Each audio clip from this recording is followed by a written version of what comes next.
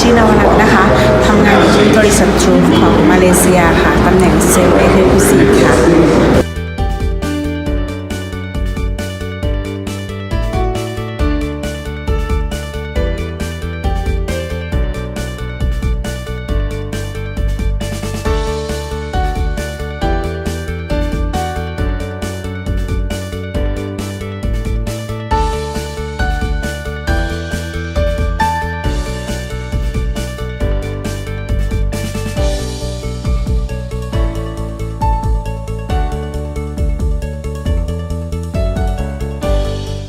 แนะนำวิธีการทำงานของเครื่อง G4 นะคะ